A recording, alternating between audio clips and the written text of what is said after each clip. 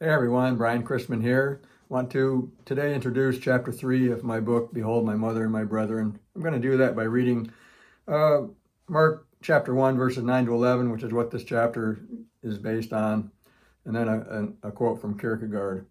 So Mark 1, 9 to 11 says, "In those days Jesus came from Nazareth of Galilee and was baptized by John in the Jordan. When he came up out of the water, immediately he saw the heavens being torn open, and the Spirit descending on him like a dove. And a voice came from heaven, 'You are my beloved Son, with you I am well pleased.'"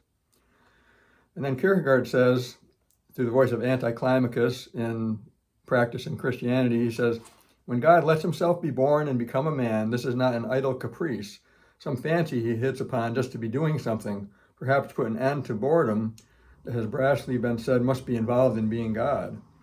It is not in order to have an adventure. No, when God does this, then this fact is the earnestness of existence. And in turn, the earnestness of this existence is this, that everyone shall have an opinion about it." So this chapter is called God's Earnestness, and everyone shall have an opinion about it. And that's what the gospel is. The gospel presents God's earnestness. The heavens torn open, Jesus coming as God's beloved Son, and the voice from the heavens proclaiming that. You know, people think God must be bored in heaven.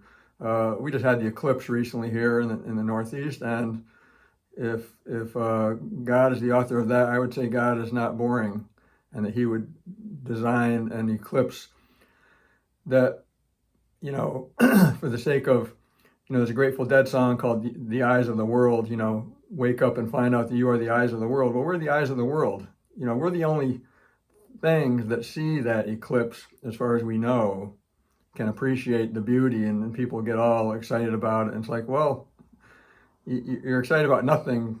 In a sense, some of you have a completely materialistic philosophy. It's just a happenstance, chance thing, and people get all excited about it. Well, it's because we're the eyes of the world. We're seeing the world in the way that it's meant to be seen. That's just a little aside here.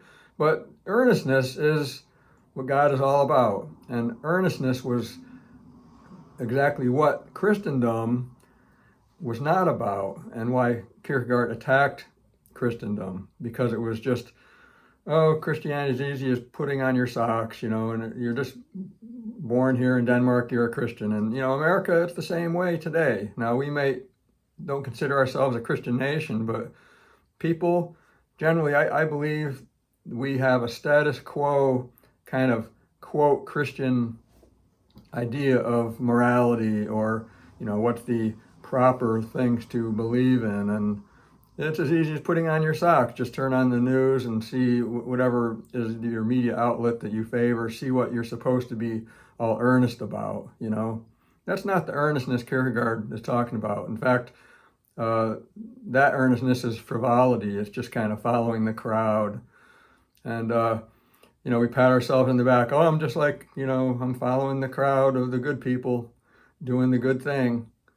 That's not Christianity. That's not anything like God's earnestness. That's not what the gospel is meant to be. And that's what this chapter 3 is about, God's earnestness, and everyone shall have an opinion about it. So just a little introduction to that chapter.